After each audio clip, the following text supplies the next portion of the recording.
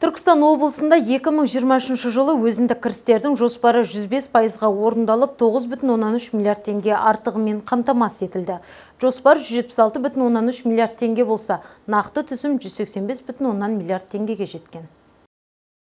Түркістан облысының әкімі Дархан Сатыбалдының төрағалығымен өткен мәжілісте осы деректер айтылып, алдағы жоспарлар талқыланды. Кіріс көлемін көбейту, қаржы саласындағы жұмыстарды күшейту, көлеңкелі экономиканың жолын кесу бағытында тапсырмалар беріліп, міндеттер қойылды.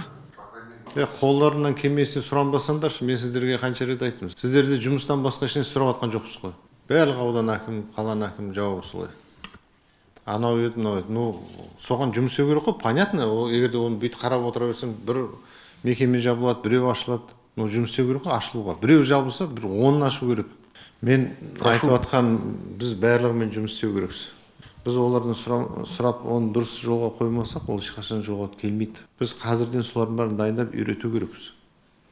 Біз мемлекетте өмір сүріп жатырмыз ғой, мемлекетте асырайтын сол кәсіпкерлер. Біз бұл жерде бірімізге критично қарамасақ, ешқашан бізде алдыға ұмтылу деген, бірдеңеге жету деген болмайды.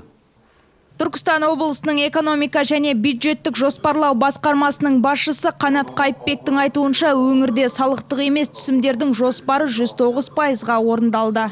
2023 жылдың қорытындысымен өзіндік кірістер жоспары 176,3 миллиард болса, 5%-ға артымен орындалып, 185,6 миллиард түсті. Оның ішінде салықтық түсімдер 2%-ға артымен орындалды.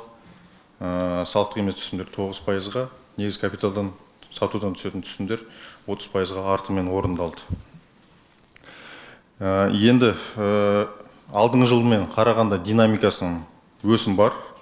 Жалпы жергілікті бюджет бойынша 13%-ға, оның ішінде салықтық түсімдер бойынша 32%, салықтық емес түсімдер бойынша 30%. Бізде мынау рейтинг жасаған кезде де планды ежемесячно нарастающими кетіп жатырды.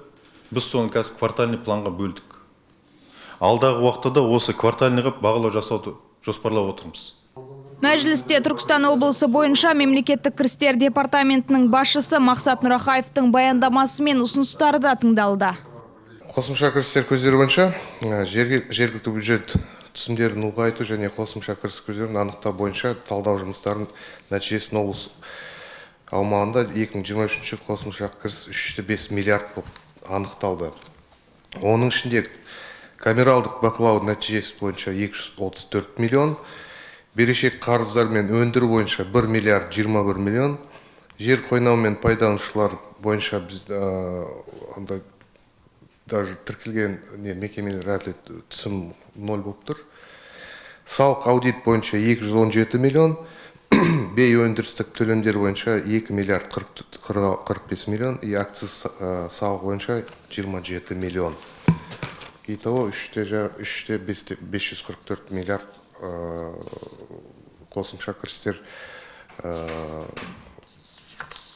түскен болатын.